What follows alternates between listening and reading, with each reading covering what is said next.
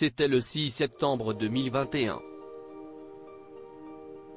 Âgé de 88 ans et entouré de sa famille, Jean-Paul Belmondo est mort, déclenchant une vague de tristesse au sein du monde du cinéma français qui pleurait ainsi la disparition d'une icône. Plusieurs mois plus tard, son fils Paul Belmondo est encore en plein deuil de son père, et s'est exprimé lors d'une interview avec nos confrères de Paris Match. L'ancien pilote automobile aborde entre autres le sujet difficile qu'ouest la succession, en soulignant cependant les bonnes surprises que cela a pu leur réserver. Comme il l'explique, Jean-Paul Belmondo avait vendu son appartement de la rue des Saints-Pères et était parti en location aux Invalides, en se débarrassant de beaucoup de choses. D'après les propos de son fils, l'acteur n'était pas matérialiste et encore moins attaché aux souvenirs de sa vie d'acteur. En effet, Jean-Paul Belmondo n'avait affiché dans sa chambre que des photos de famille.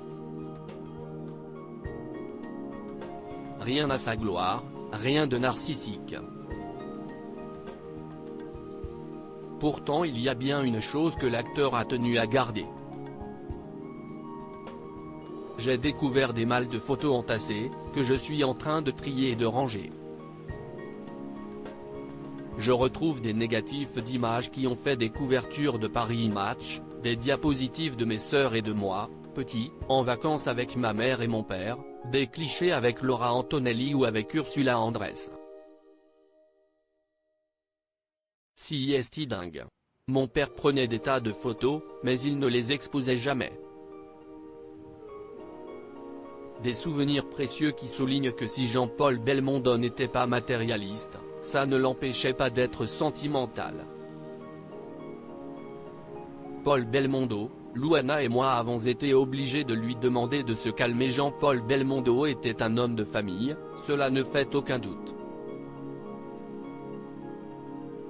Lors de l'interview avec Paris Match, son fils Paul Belmondo a par ailleurs deviné que s'il avait su qu'il allait avoir un arrière-petit-fils, il aurait été comme avec mes fils, a-t-il expliqué, avant de donner un exemple touchant. Alessandro, Victor et Giacomo sont nés quand ils jouaient au théâtre. 3 pièces différentes, mais toujours le même rituel. Sur le miroir de sa loge, il écrivait un mot de bienvenue à chacun de ses petits-fils. Il les a tellement choyés, si heureux de leur faire plaisir, que Louana et moi avons été obligés de lui demander de se calmer à certains Noëls, tant il pouvait être dans la démesure. Ses enfants, ses petits-enfants, c'était tout.